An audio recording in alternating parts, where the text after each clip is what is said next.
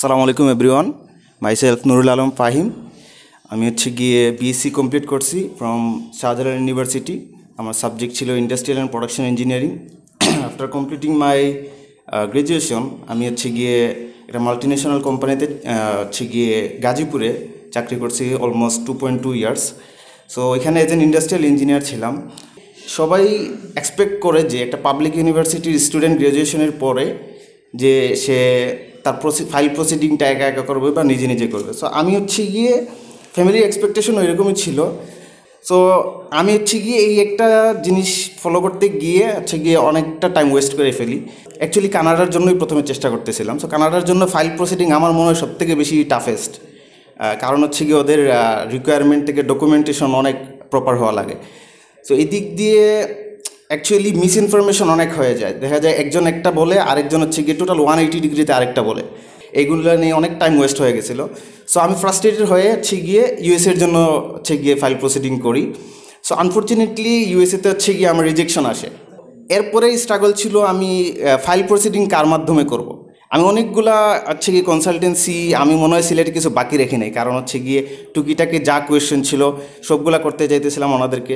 So সবাই গিয়ে একটাই জিনিস, সেটা গিয়ে অলমোস্ট লাইক ওনাদেরকে গিয়ে সব নিজে করে সব ওকে রিকোয়ারমেন্টস অনুযায়ী ডকুমেন্টসগুলো দিলাম। বাট আমার যে একটা কি গাইডলাইন দরকার, যেটা গিয়ে লাইক আমি এই ডকুমেন্টটা দিব, লেট সাপোজ ওয়াই একটা ডকুমেন্ট, সেই ডকুমেন্টটা দিব, বাট ওই ডকুমেন্টটা অ্যাকচুয়ালি আমার প্রোফাইলের সাথে যেভাবে কাস্টমাইজ করে বিল্ড আপ করা, ওইটা আমি কারো কাছ থেকেই পাইতেছিলাম না।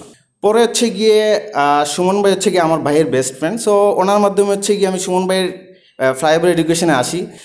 তো তখন গিয়ে সুমন ভাই আমাকে যেভাবে গাইড করছে, তখন গিয়ে ওইভাবে আমি চেষ্টা করছি। এবং উনি গিয়ে আমাকে সবথেকে বেশি যে জিনিসটা ফোকাস করে বলছিল যে তোমার যদি যত ধরনের ডকুমেন্টস আছে স্টুডেন্ট থাকা অবস্থায়, লেট সাপোজ তুমি কোনো একটা ভলান্টিয়ার অ্যাক্টিভিটিসে ছিলা বা কোনো একটা জায়গায় অ্যাটেন্ড করছিলা, সো এইগুলো অ্যাকচুয়ালি অনেক কাজে দেয়। সো ফাইনালি যেটা ইউএসএতে রিজেকশনের পরে আমি গিয়ে অন্যান্য জায়গার জন্য চিন্তা করতেছিলাম। বাট গিয়ে সুমন ভাই একদিন কল দিয়ে বললো যে why you are not trying for Canada, because তোমার সব কিছুই তো রিকোয়ারমেন্ট অনুযায়ী আছে। পরে গিয়ে আমি এইটা ওনাকে বলছিলাম যে আমার তো ইউএসএ রিজেকশন আছে, সো মোস্ট প্রবলি আমি কানাডার জন্য আমার যাওয়া উচিত হবে না। সো তারপরেও সুমন ভাইয়ের আশ্বস্ততার কারণে সুমন ভাই সবাই এই জন্যই বলতেছে মোস্ট প্রবলি এই কারেজগুলো দেওয়ার কারণেই। সো সুমন ভাইয়ের এই এনকারেজমেন্টের কারণে আমি অলওয়েজ ফর এভার ইন ডেপ্ট উইল বি টু হিম। এটার জন্য আমি সবসময় ওনাকে থ্যাঙ্কফুল জানাই, আমি অলওয়েজ গ্রেটফুল টু হিম। ওনাদের টিমও অনেক সাপোর্টিভ অবভিয়াসলি। বাট আমি গিয়ে আমার ফাইলটা ঢাকায় থাকার কারণে গিয়ে আমি মনে হয় ফার্স্ট ফ্লাইওভার এডুকেশন ওনাদের বিল্ডিংয়ে আসছি গিয়ে আমার ভিসা অ্যাকসেপ্ট হওয়ার পরে পাসপোর্ট নিয়ে তারপরে আসছি। এর আগ পর্যন্ত আমি এখনও আসার সুযোগ হয় নাই।